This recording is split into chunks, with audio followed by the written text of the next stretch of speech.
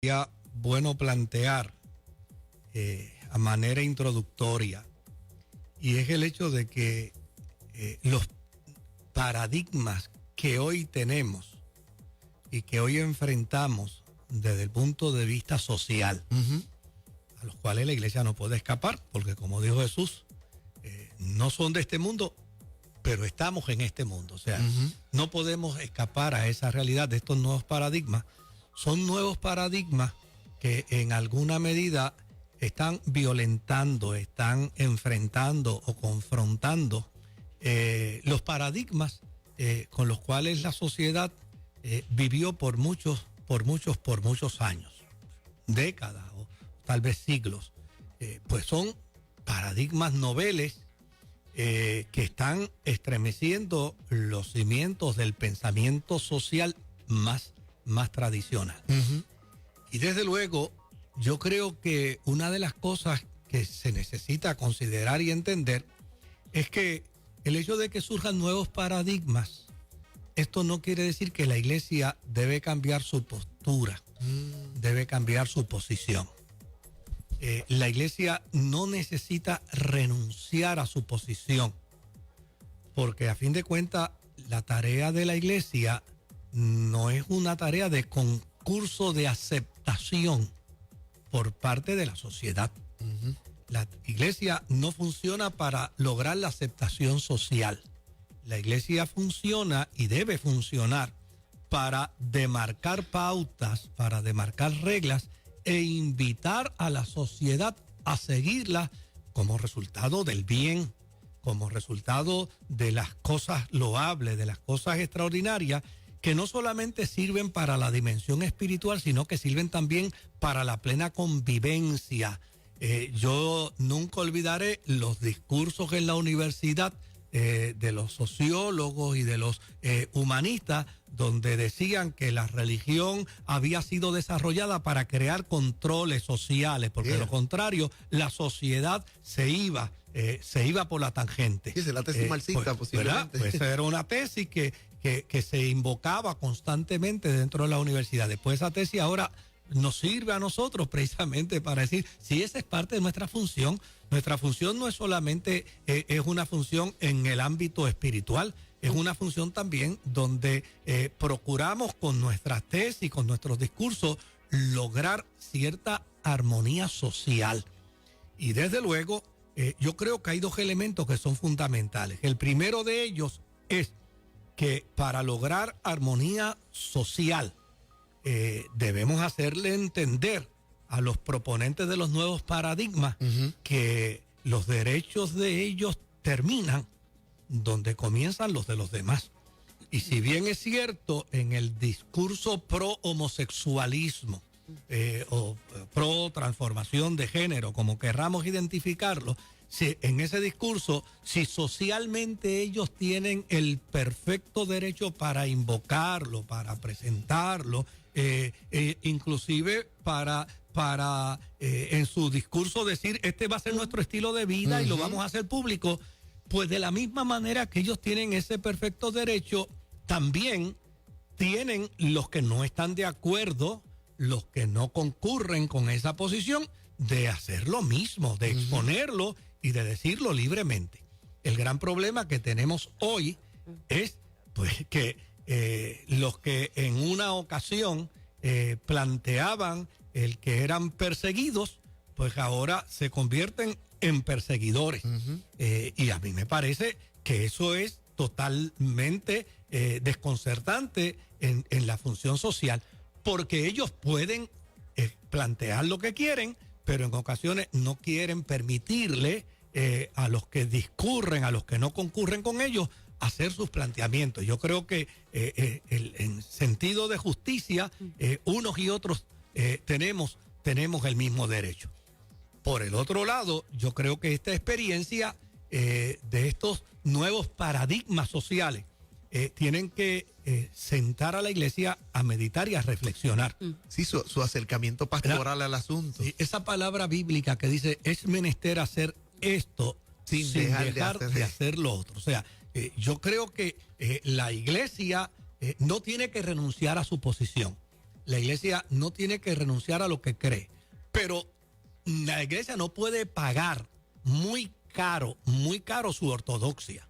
O sea, la iglesia tiene que mantener su postura de compasión, su postura de misericordia, su postura de restauración, de dar una nueva oportunidad, y su postura de creer y de afirmar que el poder de Dios es capaz de transformar la vida de los seres humanos y que a ninguno de nosotros nos compete juzgar, a ninguno de nosotros nos compete señalar, a ninguno de nosotros nos compete poner en tela de juicio la espiritualidad de nadie por el solo hecho de que no creamos como la persona cree. Wow. Y en ese sentido, a mí me parece que si hay algo que es profundamente categórico en la Sagrada Escritura, es esa expresión que dice que no juzguéis. Pastor, y fíjese, yo veo, y quizás Fernán también, Lourdes concurre conmigo, nosotros tenemos dentro de la iglesia, oye, muchas personas que tienen realmente un conflicto serio entre decir, oye, mi identidad sexual no responde a lo que yo quisiera que fuese. Tal vez estoy pensando en la gente que dice, oye, estoy en ese proceso de lucha, nunca le he dicho a nadie que tengo una inclinación, o gente de mi propio sexo, un líder, pastor, evangelista, whatever, la posición que ocupe. Yo imagino que cuando hay gente que ha tenido, lo ha hecho partícipe usted de esa experiencia, ¿qué le decimos a esa gente, verdad? Que dice, es que si yo digo esto, me van a sacar de la iglesia, no me van a averiguar, me van a quitar la posición.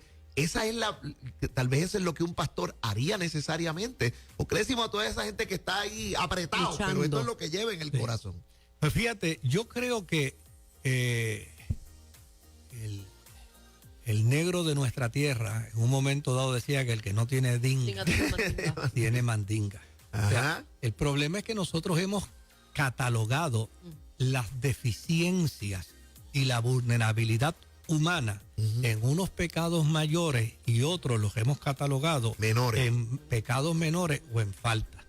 Y entonces hemos caído en la trampa de hacer juicio sobre la vida de las personas como resultado de esas escalas que nosotros mismos hemos creado. Sí, sí. Y la pregunta que uno debe hacerse es, ¿qué diferencia hay entre una persona que está teniendo crisis con su identidad versus una que no tiene crisis con su identidad, pero probablemente tiene otro tipo de crisis, tiene otro tipo de problema, tiene otro tipo de conducta y hace otras cosas que alteran y afectan la experiencia de la fe y del testimonio de la iglesia?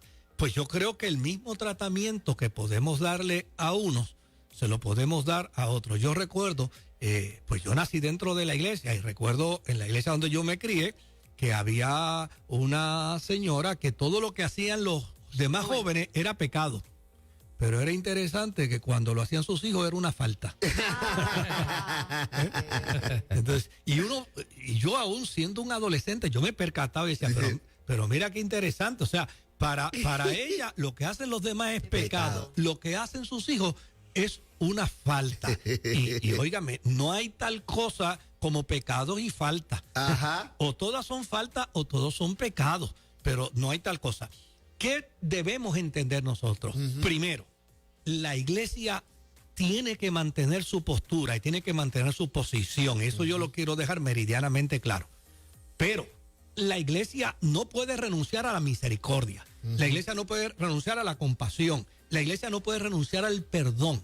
La iglesia no puede renunciar a la oportunidad hacia los seres humanos. ¿Qué vamos a hacer con personas que tienen crisis de identidad dentro de la iglesia? Amarlos. Necesitamos quererlos, necesitamos apoyarlos. Y podemos mantener nuestra posición. Podemos mantener nuestra posición porque a fin de cuentas, si nosotros creemos que el poder del evangelio, el poder del Espíritu Santo es capaz de transformar la vida de cualquier ser humano en cualquier condición, pues nosotros podemos alentarle y decirle, mira, lleva cautivo todo pensamiento a los pies de Cristo, espera en Él y Él hará en favor de tu vida. Pero a mí me parece que es un desatino el que la iglesia entienda que Si hay alguien que tiene problemas de identidad dentro de su congregación, lo propio es expulsarlo, lo propio es sacarlo, lo propio es excluirlo, porque excluyendo no resolvemos el problema. El problema lo resolvemos amando, el problema lo resolvemos asistiendo, el problema lo resolvemos solidarizándonos con ellos. Yo no tengo que estar en contra de una persona, no tengo que estar en contra de una persona desde el punto de vista como individuo, como persona, por el hecho de que no crea en algunas de sus prácticas, por el hecho de que no esté de acuerdo con algunas de sus conductas. Yo puedo, ese es el testimonio de la vida cristiana, que Dios ama al pecador aborreciendo ¿qué cosa? El pecado. Pues de la misma manera que Dios ama al pecador aborreciendo el pecado, yo creo que la iglesia debe amar el distintivo más singular y más extraordinario que la iglesia tiene es el amor. Y necesitamos manifestarlo. Podemos mantener nuestras posiciones, podemos mantener lo que decimos en nuestro discurso evangélico. Nosotros no creemos en la práctica del homosexualismo, no creemos en la práctica del adulterio, no creemos en la práctica de la fornicación, no creemos en la práctica del alcoholismo, no creemos en la práctica de los bochinchosos, no creemos en la práctica de los que juzgan, no creemos en la práctica de los que se pasan atisbando por las ventanas para estar señalando a los demás. A todos tenemos que amarlos por igual. Y yo creo que esa es una responsabilidad que la iglesia tiene. Mantenemos nuestra verdad bíblica, pero la Biblia dice que con verdad y con misericordia es que se corrige el pecado. No es condenando, no es juzgando, no es echando a la gente para afuera. Wow, tremenda palabra. Y nosotros queremos también, veníamos hablando así fuera del aire, yo reconozco el trabajo de gente que aún en la misma fe ha estado trabajando. ¿Verdad? Un sacerdote se llamó Henry Nouwen, una figura que escribió unos tratados de espiritualidad, El sanador herido, escribió también El retorno al hijo pródigo, las memorias ante un cuadro de Rembrandt. Son obras de un hombre que luchó con la soledad. Yo he leído sobre de él. Y luchó fuertemente aún inclusive con la homosexualidad, pero decidió mantenerse en el servicio y en el celibato, aún en medio de escribiendo estas grandes obras de espiritualidad, y como esto fue un espacio para trabajar y llevar esta soledad interior y ese celibato que decidió no romper su servicio. Mira, lo más interesante es que cuando uno se quita estas vendas de prejuicio y uno comienza a amar como iglesia, descubre cosas interesantes. Yo he descubierto a personas homosexuales, personas lesbianas, que están en contra de la agenda homosexual. Que están totalmente en contra de la agenda homosexual. Y ellos viven la experiencia de una crisis de su identidad, pero sin embargo dicen, pastor, yo no estoy de acuerdo con estas cosas, no estoy de acuerdo, no las acepto. De hecho, el testimonio de unos modistas en Estados Unidos, ¿verdad? Era precisamente ese. Nosotros no estamos de acuerdo y desde luego el gran problema de la intolerancia de ese movimiento fue que empezaron a hacer una campaña para desprestigiarlo en sus productos porque no estaban a favor de ellos. La iglesia no puede hacer lo mismo. No seamos vencidos de lo malo. Venzamos el mal con el bien. Pastor, la iglesia está avanzando en este tema proporcionalmente al avance de la agenda homosexual precisamente. Bueno, la iglesia yo creo que está en este momento dentro de un fragor de lucha. Porque desde luego la agenda ha sido cruel contra la iglesia y ha sido abusiva contra la iglesia. Y yo creo que en este momento la iglesia más bien lo que ha hecho es procurar estrategias de defensa sobre este particular. Pero la invitación primordial hacia la iglesia es no perdamos de perspectiva que somos iglesia, somos el modelo de la fe, somos el modelo del evangelio, somos el modelo de la gracia. Y desde luego, como modelo de fe y de gracia, nosotros no podemos olvidar que a nosotros se nos llamó para hacer enalbolar la misericordia, el amor, el perdón, la restauración y desde luego convencer a la gente que es víctima del mal haciendo el bien. A mí me llama la atención un texto de la Biblia. Dice la Escritura, y Jesús mirando a la multitud tuvo compasión de ella. Nota bien lo que dice, compasión de ella. ¿Qué multitud Jesús miró? Pues Jesús tuvo que haber mirado la multitud de los homosexuales, y tuvo que haber mirado la multitud de las lesbianas, y tuvo que haber mirado la multitud de los drogadictos, de los y chismosos. tuvo que haber mirado la multitud de los chismosos, y de los fornicarios, y de los Sanguinarios, adúlteros, asesinos. y de los mentirosos, y de los embrollones. Él tuvo que haber mirado la multitud de ellos, pero fíjate cómo los miró. A todos los miró con compasión. La iglesia no puede perder de perspectiva su función compasiva, misericordiosa y amorosa, aun cuando ha decidido seguir defendiendo lo que en derecho tiene que defender en términos de valores y en términos de posturas bíblicas. Extraordinario, como siempre, Pastor Moisés Román. Gracias por este rato. Nos ayuda el Señor. Me los bendiga el Señor a todos. Amén. Bueno, son las 3:00.